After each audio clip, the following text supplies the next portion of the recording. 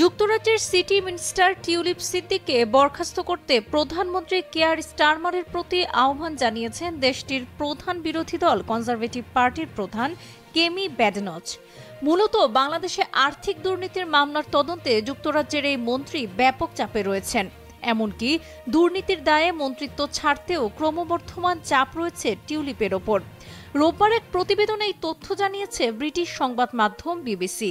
মূলত টিউলিপ সিদ্দিক ব্রিটেনের ক্ষমতাসীন লেবার মন্ত্রিসভার সদস্য। তিনি economic secretary to the treasury and city minister হিসেবে দায়িত্ব পালন করছেন। তার কাজ যুক্তরাজ্যের অর্থবাজারের ভেতরের দুর্নীতি সামাল দেওয়া, কিন্তু তার জন্মভূমি বাংলাদেশেই এখন তার বিরুদ্ধে তদন্ত চলছে, যেখানে তিনি এবং পরিবারের 4 সদস্যের বিরুদ্ধে একটি পারমাণবিক বিদ্যুৎ কেন্দ্র থেকে প্রায় 400 কোটি মার্কিন ডলার আত্মসাতের অভিযোগ রয়েছে। সংবাদ মাধ্যমটি বলছে, ব্রিটিশ প্রধানমন্ত্রী কেয়ার স্টারমারের কাছে ট্রেজারি মন্ত্রী টিউলিপ সিদ্দিককে বরখাস্ত করার আহ্বান জানিয়েছেন সদস্যদের বিরোধী দলীয় নেতা কেমি ব্যাডেনচ। সোশ্যাল মিডিয়া প্ল্যাটফর্ম এক্সে দেওয়া পোস্টে কনজারভেটিভ পার্টির এই নেতা বলেছেন, কেয়ার স্টারমার টিউলিপ সিদ্দিককে বরখাস্ত করার সময় এসেছে।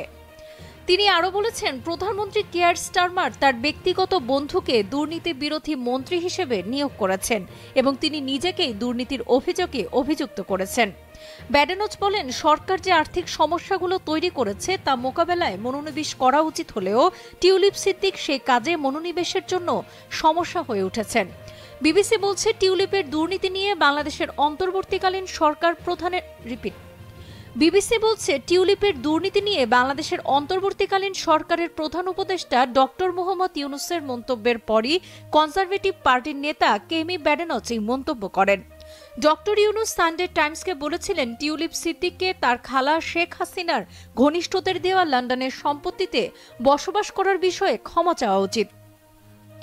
টিউলিপ সিদ্দিক অবশ্য কোনো ধরনের দুর্নীতিতে জড়িত থাকার কথা অস্বীকার করেছেন এবং যুক্তরাজ্যের প্রধানমন্ত্রীর মিনিস্ট্রিয়াল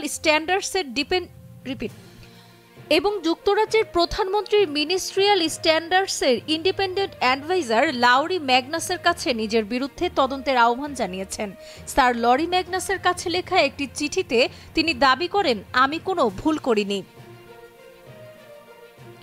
এমন অবস্থায় সিটি মিনিস্টার টিউলিপ সিদ্দিককে মন্ত্রিত্ব থেকে সরিয়ে দেওয়ার কথা ভাবছেন দেশটির প্রধানমন্ত্রী কেয়ার স্টারমার।